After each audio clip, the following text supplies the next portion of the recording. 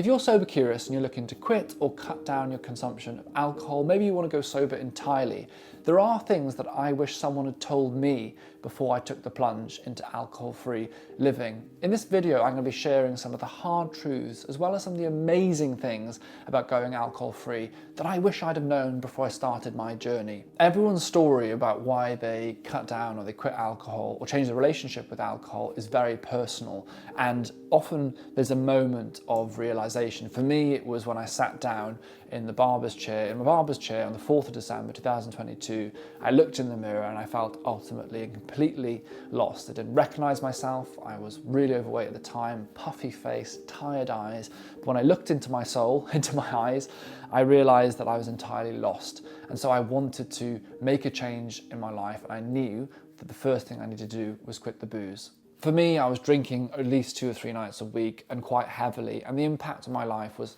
absolutely profound. I wasn't sticking to my goals. I was, not dealing with difficult things in my life. I was just feeling generally rubbish.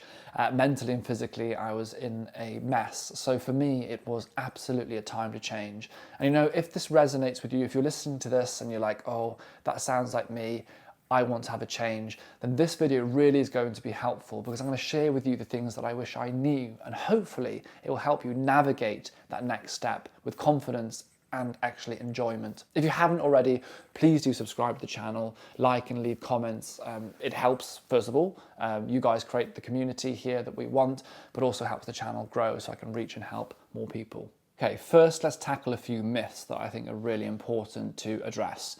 One of the biggest ones is that you have to be at rock bottom to quit drinking. We kind of have created this idea in the society that if you can't handle your drink or drink and it not affect your life, then you are the problem. And the only reason that someone would stop drinking is that there is a big problem, that they're basically at rock bottom. First of all, you can just make a choice that you'd rather drink alcohol-free. You don't have even had to try to have alcohol in your life to make that choice. If you prefer life alcohol-free, if it doesn't interest you, you don't need to have drunk at all to say, it's not for me. So that's a really important point.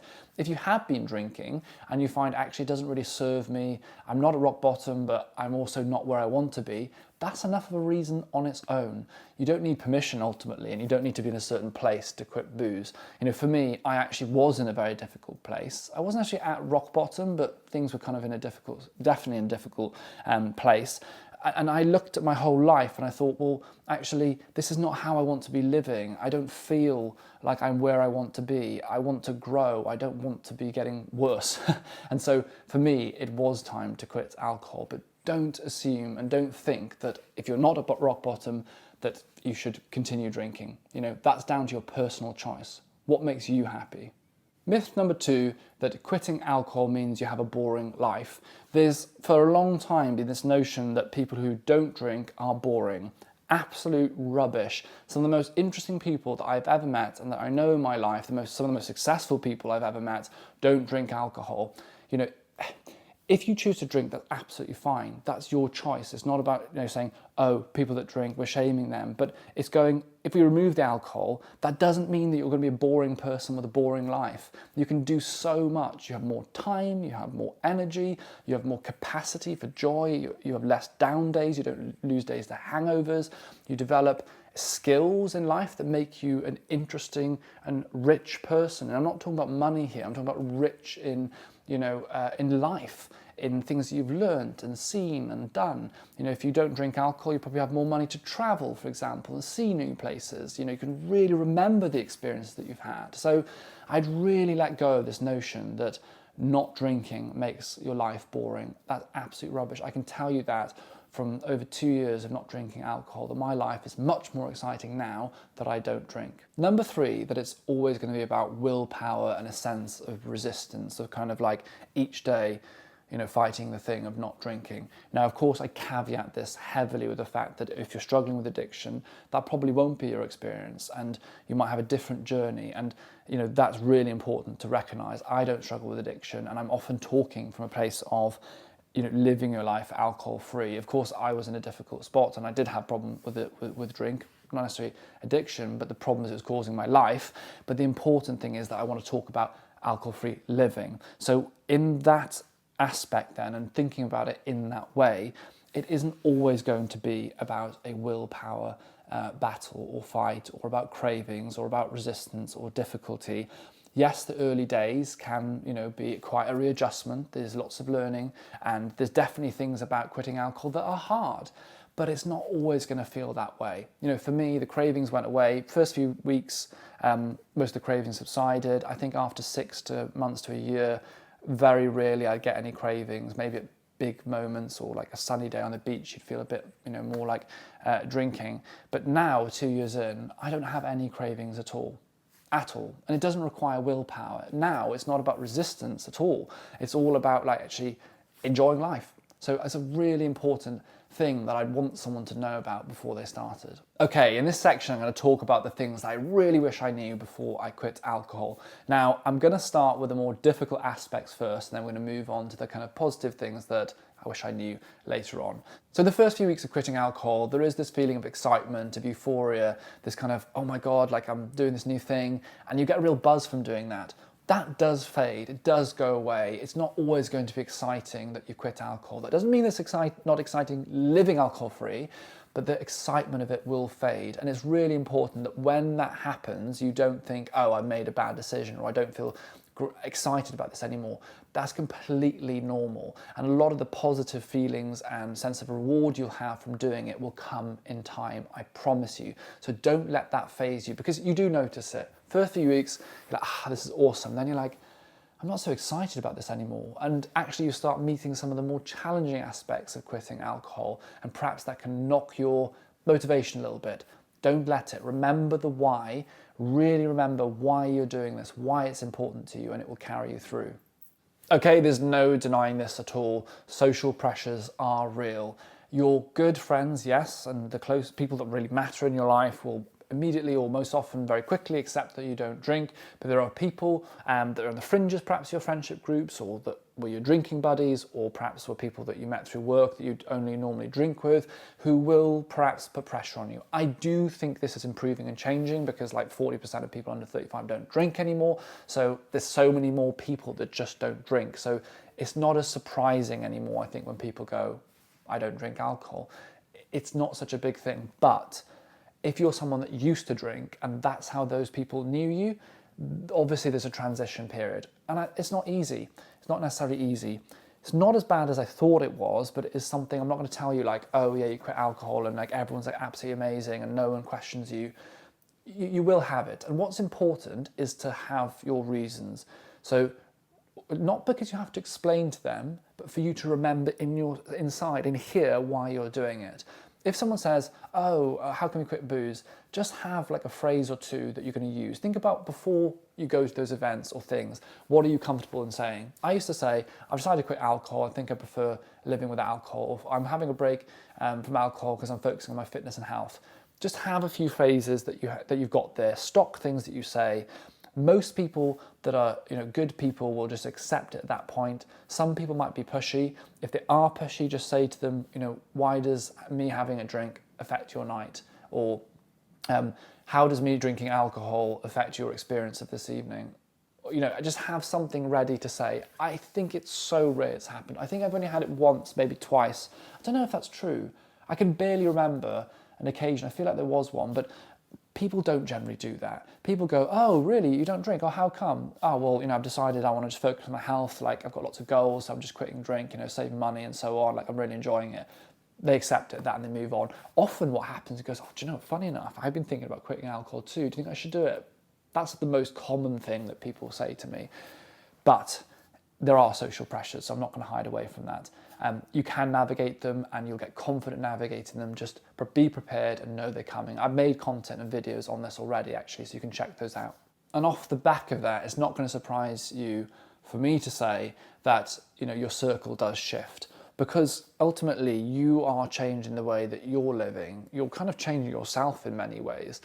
And so that will have an external effect in the way that you're living your life, how you want to spend your time and who you want to spend it with.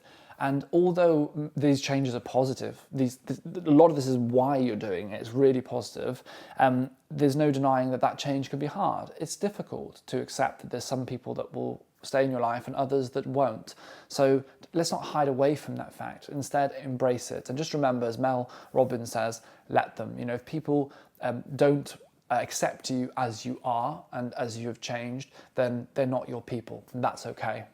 Right, on to the positive, and one that I'm really excited to get out and tell you is that this will change your life, and it's going to change your life for the good. You're going to start on a journey that's ultimately going to unlock so many doors. It's going to open your life, your heart, your brain, your everything to a new and better way of living. I truly believe that you're going to experience something that's going to be so enriching to your life. And I can say that with confidence, having gone through a lot of the difficult aspects, have gone through the ups and downs and dealing with the emotions and all that kind of stuff. I say that acknowledging all of that and the challenges. It's amazing, and it is so absolutely worth it. I mean, I'd say this to you. Have you ever spoken to anyone that's regretted quitting drinking? Have you? Have you ever spoken to someone who's like, I really regret that I quit drinking? How often do you speak to people that have daily regrets of having drunk? It's a good life quitting alcohol, I promise you. Next, I would say is that you gain way more than you lose, which you've probably gathered from what I've just said, that there are certain things that kind of change or go in your life, or you lose, like the experience, the buzz of having the booze, but trust me, the positives are so worth it. And you notice those at different milestones. And I've made videos, I did one at 2 years, reflecting on 2 years of alcohol-free. I made a video on 6 months alcohol-free, as well as ones focusing on specific topics. But ultimately, over time, you will notice some incredible and powerful changes in your life that are so positive, from the changes in your sleep to your energy, your motivation, your physical health, your zest for life. All of these things are positive changes that are ahead of you. Wow, this was a really good one. And something that I perhaps didn't really expect is that you're just so much more financially empowered. You have better control of how you spend your money. You don't just buy things because you're hungover or drunk. You have more of money because you're not spending it on this stuff. You're able to think about things like perhaps investments. Perhaps you want to put 50 quid a month into a stocks and shares ISA. Maybe you want to put money aside to that holiday or that thing that you wanted. I bought a motorbike from all the booze. I bought a motorbike from all the money that I was going to spend on booze after like a year or whatever. So, the change in terms of finances is profound. And if you actually look at it, and honestly, this is really something I noticed. Look at how many people, there's successful entrepreneurs, business people, these kind of finance people that you see, these investors and stuff like that, actors, people that have achieved things in life, writers and so on. Most of them have been successful since they quit drink, or they attribute a lot of their success to the fact that they don't drink and they make better choices and better decisions. It's not really rocket science, is it? If you don't drink alcohol, you're probably going to spend your money a lot wiser, and you're probably going to enjoy your money more too. Right, here's some quick tips that I have if you're about to enter this journey. If you're watching this video, you're probably thinking about going sober or trying it or doing a period of time. So here's some advice for you that I'd like to share. Number one, have a goal. I think it's quite good to have a specific time frame to aim for, that you trial alcohol-free living and you decide, do I kind of like it? I would personally advise 90 days. 30 days is quite short because you're doing a lot of the adaptations that time, and most of the benefits start at kind of 30 days onwards. So I think 90 days is a really good amount of time to have a genuine feeling of what that life is like. And then at the end of 90 days, you can say, well, do I want to go back to drinking, or am I kind of enjoying this? Have alternative drinks that you can enjoy. It sounds obvious, but we enjoy having a drink of something nice. Drinking, alcoholic drink, if you remove the alcohol part of it, it's about a sense of occasion and enjoyment. Why should you not enjoy a drink because you're sober? There's no reason you can't enjoy a drink. My fridge is full of different alcohol-free alternatives. There's so many different ones on the market now. Explore them, try them, and you'll find the sense of occasion gives you a moment to enjoy that replaces alcohol very well. A really good tip, I think, is that when you're feeling good and you're like, I'm feeling empowered, I'm feeling good about this alcohol-free thing, write in your notes how you're feeling and a few points of gratitude, why you're grateful that you're doing this and that you've done this.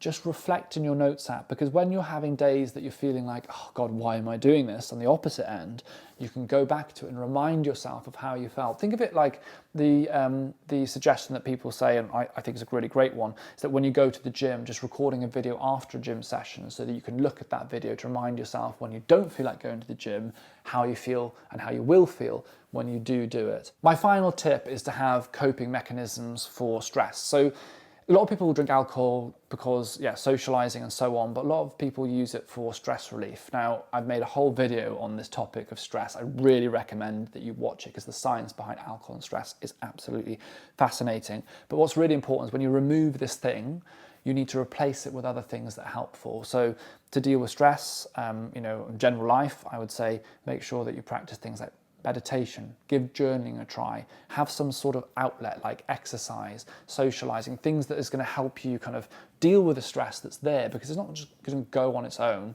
We want to have healthy ways of coping with it. And also I would say is develop that support network as well. Have a few people that know that you're on this journey that you can talk to and reflect with, perhaps someone that's also alcohol free. It doesn't have to be that case. I don't have anyone, or didn't have anyone when I quit alcohol, that was also doing it.